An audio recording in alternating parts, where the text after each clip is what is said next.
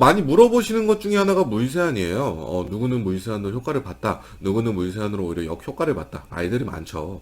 그래서 이 물세안 자체를 해도 되냐, 이거 좋은 거냐라고 많이들 물어봐 주시는데, 우선 세안 자체는 얼굴에 있는 이물질이나 노폐물들을 씻어내는 걸 세안이라고 하죠. 하지만 이 과정에서 이물질들만 씻겨 내려가는 게 아니라, 천연적으로 우리 피부의 보습을 도와주는 천연 보습층도 같이 씻겨 내려가기 때문에, 과도한 세안은 이런 천연 보습층을 씻어내서 피부를 건조하게 만든다든가, 그래서 이제 피부 노화를 촉진시킨다든가, 혹은 예민한 피부한테 자극을 준다든가 하는 문제들이 생길 수가 있어요. 그래서 이러한 문제들을 예방하고자 나온 게 세안제를 아예 쓰지 않는 물세안이 되는 거죠.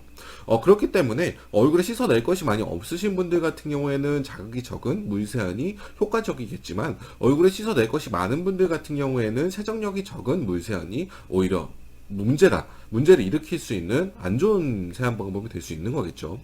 그래서 사람마다 특징이 다르고, 이 특징에 따라서 물세안 효과가 다르게 나타나는 건데요. 오늘 얘기하고 싶은 것은 이건 사람마다 다른 게 아니라 부위마다도 그 특징들이 다를 수가 있어요. 실제 예를 들어서 한번 살펴보게 되면, 오늘 준비한 확대 사진은 이마, 코, 볼 이렇게 세 가지 부위를 준비했는데, 이마와 볼 상태를 보게 되면 모공의 상태와 피부결의 상태를 봐서 이마와 볼은 유분이 적당하지만 수분이 적은 피부 타입인 것을 알 수가 있어요. 유분이 과도하지 않고 수분이 적기 때문에 물세안을 통해서 피부 수분을 회복시켜주고, 또한 볼 타입 같은 경우에는 예민하기 때문에 자극을 적게 주는 물세안이 효과적일 수 있겠죠. 그래서 이분 같은 경우에는 실제 물세안을 해서 2주가 지났을 때 피부 건조함이 덜함을 느끼셨다고 해요. 하지만 코 같은 경우에는 모공이 크고 개수가 많은 것들, 그리고 피지가 모공을 막고 있는 상태를 봐서는 물세안이 효과적이지 않은 것을 볼 수 있죠.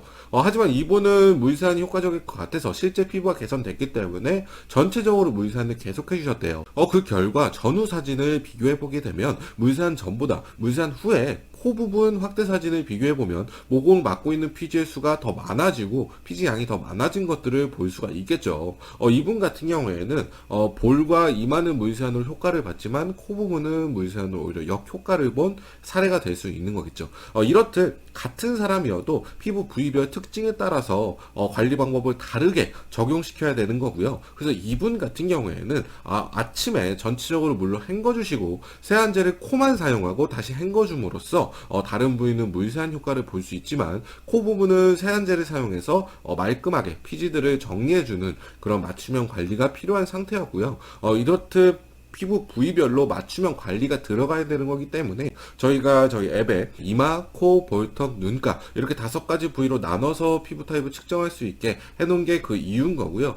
이것처럼 피부 상태를 분석해서 무조건 좋다라고 하는 방법이 아닌 나에게 맞는, 나에게 필요한 방법을 찾아서 해주시는 게 중요한 거예요. 그러기 위해서 필요한 게 피부 상태 분석이고, 요즘은 피부 상태 분석 해주는 데가 많아졌죠. 옛날에는 백화점에서만 해줬었는데 요즘 화장품 매장에서도 해주니까요. 하지만 직접 가야 한다는 불편함도 있고, 정확한 진단을 위해서는 세안을 하고 가야 한다는 불편함도 있기 때문에 저희 모바일 앱을 이용해 주시면 이제 집에서 간단하게 진단할 수가 있는 게 되겠죠. 셀프 진단 같은 경우에는 무료예요. 무료로 할 수 있지만 직접 하기 때문에 좀 어려울 수 있어요. 어렵다라고 하시는 분들은 이번에 업데이트된 기능인 스킨핏 원격 진단 기능을 통해서 부위별 맞춤 관리 방법 추천 처방 받으시면 건강한 피부 관리하는 데 도움이 될 수 있다라고 하면서 마무리될 것 같습니다. 감사합니다.